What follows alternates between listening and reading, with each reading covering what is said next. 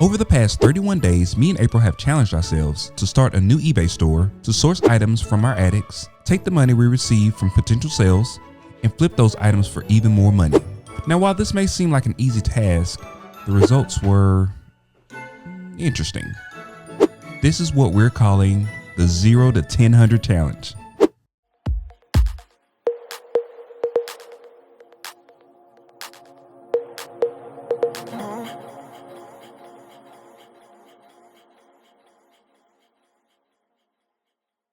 So we're going to be doing a roll up of our learnings from our 0 to 1,000 challenge. I think we did pretty good.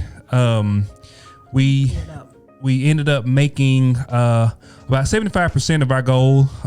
We didn't make it to 1,000, which is okay. Yeah. I think sometimes, we went into it. We got more than what I expected because I expected to get a lot less than we got. I didn't going as a new one, as a new seller.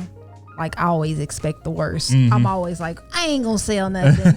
Because one of our concerns was, okay, it was gonna be 0 feedback and a brand new seller. Yep. So how many people are actually gonna take a chance on those two things? So I was quite surprised that, we were able to get some sales and do pretty well. Yep.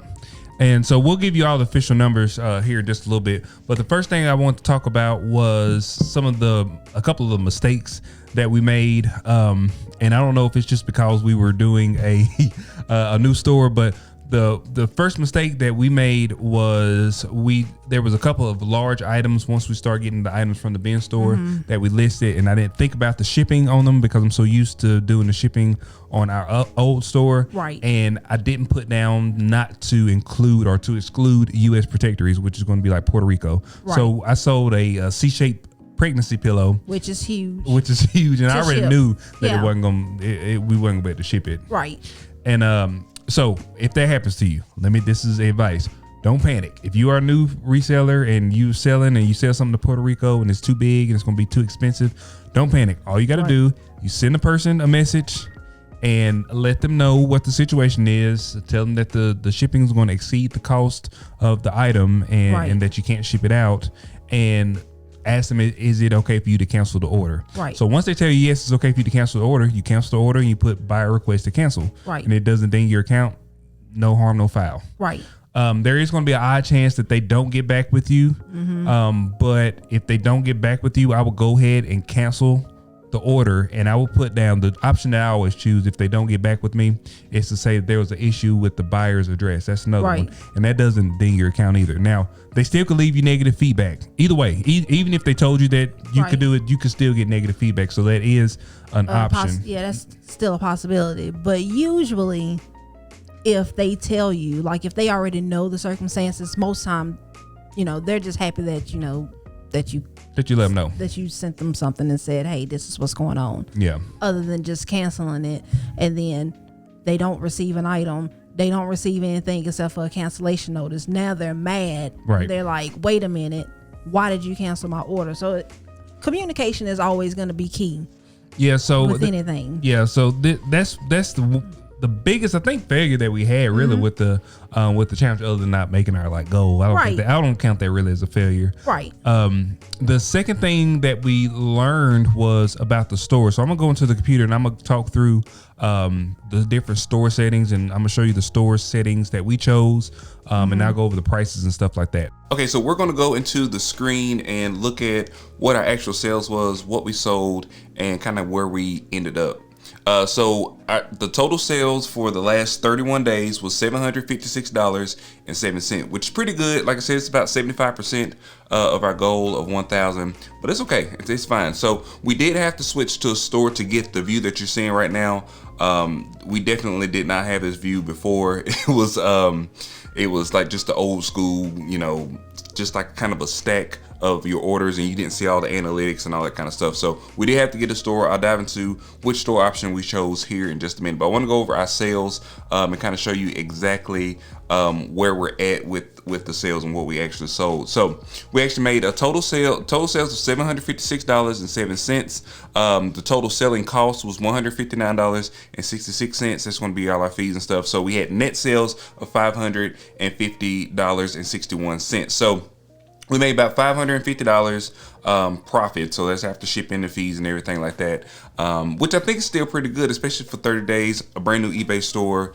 And the majority of the things that we sold was actually stuff that we sourced from the attic. You know what I mean? So let's go down and we'll look at the cost, and we'll look at kind of how the sales kind of came in. So when we first started, we didn't have anything on our store, obviously. So we listed a ton of items the first day.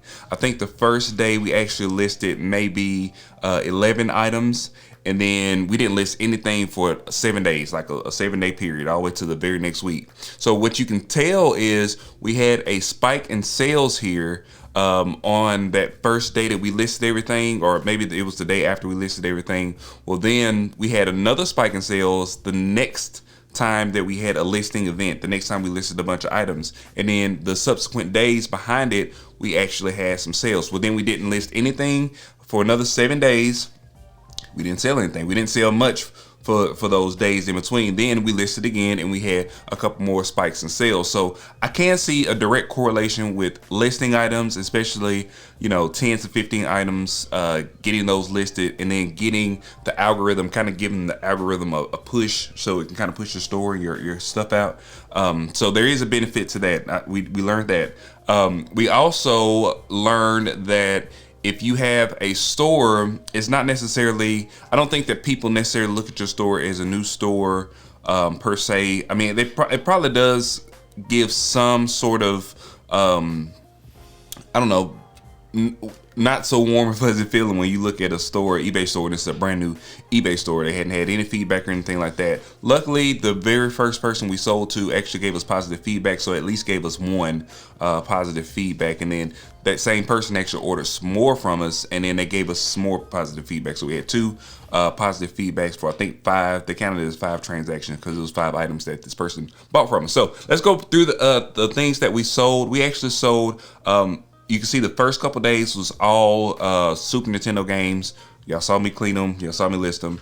The AtRaiser, we sold it for almost $50. $60 for this Secret Mana. Top Gear 2, $26. $40 for Super Bomberman. Mega Man was $21. Bomberman 2 was $21. Star Soldier was the most expensive one we sold at $76 for one video game. Body Harvest was the next one for $23. Secret of Evermore for $50. $32 for Rayman 2.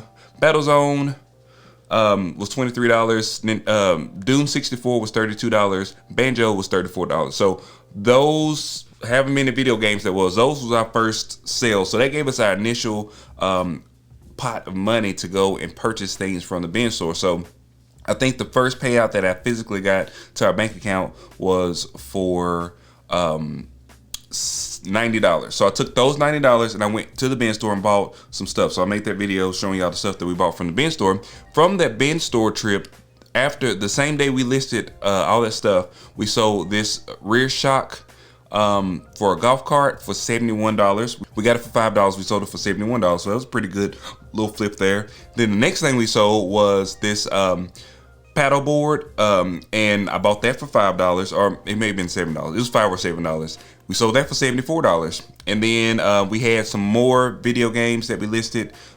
This was the Legend of Zelda Majora's Mask Gold Edition, and it was $70. So we really made some really good sales in a very short period of time. Now, I will say that, some of y'all ain't gonna have video games or anything like that to sell, but I think the idea of going and finding things in your attic to start selling is a really good tool that you can use, especially if you're a new reseller, or if you want somebody that wants to get into reselling. That's going to be a really good way for you to do that. Now, so let's look at the store option that we chose, how much that cost, and why I chose that store. Okay, so the store that I chose to go with was basically the basic seller store. They have a certain range of things, and I don't know if I can see exactly what those are. Let's just click on this. I'm gonna tell you which one we got. We got the basic one, which is the starter store. It's $7.95 a month. I think that's more than fair for accessing all of that stuff, like the dashboard and having access to promotions, sending offers and different things like that, that comes with having that storefront. Now, we didn't set up a storefront or anything like that. We just got the starter store to be able to access the applications to make it a lot easier to make sales, if that makes sense. Okay, so these are all of the store subscriptions. If you want to know about the store subscriptions, like I said, I got the lowest one, which is $7.95. If you were to get a 1 year plan, so if you pay for the whole year, it would only be $4.95 per month. The basic, which is what we have. So on our other store, we actually have the premium, and we'll kind of go through what the differences is between those two. So with the starter pack, you get 250 free fixed price insertions a month. So you won't have to pay for those. You get those for free. You also get 250 free auctions a month, and then you have to pay 30 cents for additional fixed price listings if you go past the 250, and then you pay 30 cents for additional auctions if you go past the 250, and then you have to pay then you pay 3 to 15% for your items, your final value fees. So you get the highest amount of fees for those items, and it has a range. So each item has a different fee. So going down to the benefits, you don't get the insertion free fee credit with the basic one, but you do get everything else. So like the promotions manager, the markdown manager, subscriber discounts, you get to the homepage. You also get to link your store to listings, and you can add on the seller manager pro, which I don't have. Okay, so these are the features of the Selling Manager Pro. If you did not know what that is, you can read that while it's on the screen. And that's really it. There's really not a lot of extra additional things that you get with that other than the listings, but that's why we have that one. And you also get, you do get a quarterly allotment for buying supplies, shipping supplies on the eBay platform. We did choose to get a store because we didn't have a store first, and we couldn't figure out why we couldn't do promotions on certain items. Like on any of the items, we couldn't do like a promotion on it. We couldn't do markdown sales, couldn't figure that out. And then we also couldn't put the custom SKU number at the bottom, which is how we track where our items are in the store. So you have to get a store for that. So some of the, we got the one that allowed us to do that. Right.